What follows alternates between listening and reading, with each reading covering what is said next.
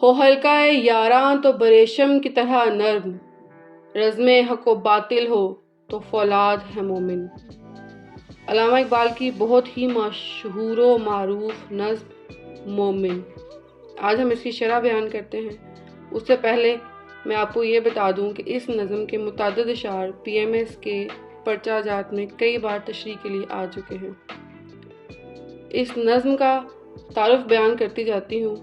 اس نظم کو علامہ اقبال نے 2 حصوں میں بانٹا ہے، دنیا میں اور جنت میں۔ وہ کہنا یہ چاہتے ہیں، وہ بیان یہ کرنا چاہتے ہیں کہ ایک مومن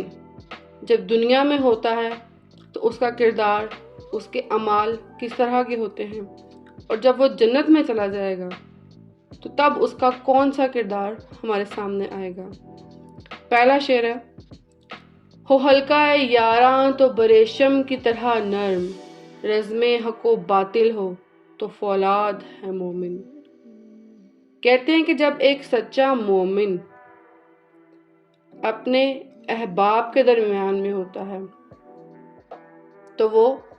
ان کا دکھ بھی بانٹتا ہے، ان کی خوشیاں بھی بانٹتا ہے، ان کی تکلیفیں بھی سمیٹتا ہے،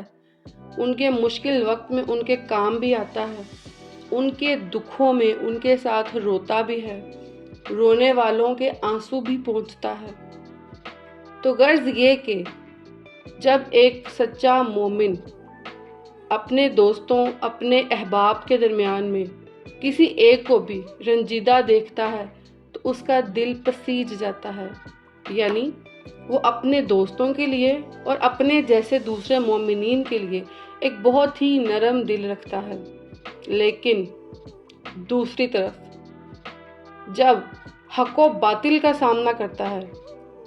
جب وہ ایک ایسے میدان میں کھڑا ہوتا ہے جہاں پر وہ حق کے ساتھ ہوتا ہے، باطل کے خلاف کھڑا ہوتا ہے، تو اس وقت وہ ایک فولاد کی مانند بن جاتا ہے۔ وہ اپنا سینہ تان لیتا ہے، وہ ڈٹ کر حق کے ساتھ کھڑا ہو جاتا ہے اور آخری حد تک جاتا ہے اپنے سچے مقصد کو پانے کے لیے، اس کو حاصل کرنے کے لیے۔ افلاک سے ہے اس کی حریفانہ کشاکش، خاکی ہے مگر خاک سے آزاد ہے مومن۔ حق و باطل کے اسی راستے پر چلتے ہوئے، حق کے ساتھ کھڑے ہوتے ہوئے ایک سچا مومن کبھی بھی کسی طرح کی مشکل سے نہیں گھبراتا۔ وہ بے شک آسمان سے اترنے والی کوئی بہت بڑی مصیبت ہو، کوئی آزمائش ہو، وہ اپنے ہاتھ کھڑے نہیں کرتا، وہ ڈٹ کر کھڑا رہتا ہے اور مقابلہ کرتا ہے۔ اس شعر کو ہم اس طرح سے بھی اس کی تشریح بیان کر سکتے ہیں کہ ایک سچا مومن ایک منزل پا لینے کے بعد دوسری منزل، دوسری کے بعد تیسری منزل، اور آخر میں ستاروں تک پہنچ جانے کے بعد وہ اس بات پر عمل کرتے ہوئے اور آگے بڑھتا ہے، ستاروں سے آگے جہاں اور بھی ہیں۔ اور ستاروں سے آگے چونکہ نوری دنیا ہے تو بشر، انسان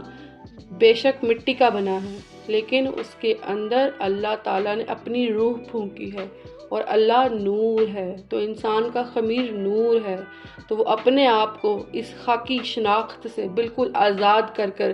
نوری راستوں پر گامزن رہتا ہے، جو سچا مومن ہوتا ہے۔ جچتے نہیں کنجش کو ہمامس کی نظر میں، جبریل و اسرافیل کا صیاد ہے مومن۔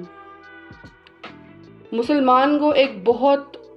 اونچی منزل، ایک بہت بلند راہ کے اوپر گامزن کرتے ہوئے اقبال فرماتے ہیں کہ جو ایک سچا مومن ہے اس کے مقاصد کبھی بھی چھوٹے نہیں ہوتے۔ وہ چھوٹی چھوٹی مصیبتوں سے نہ تو گھبراتا ہے اور نہ ہی اپنے مقاصد چھوٹے رکھتا ہے، وہ بلند منزلوں کا مسافر ہوتا ہے۔ جیسے کہ اقبال نے کہا،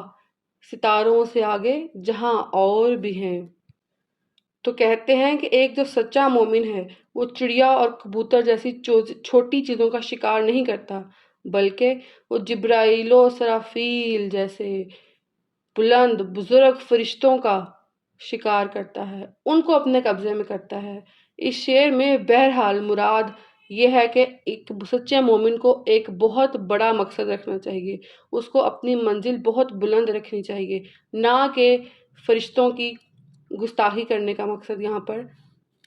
بیان ہے۔ اس کے بعد اقبال مومن کا جنت میں کردار بیان کر رہے ہیں،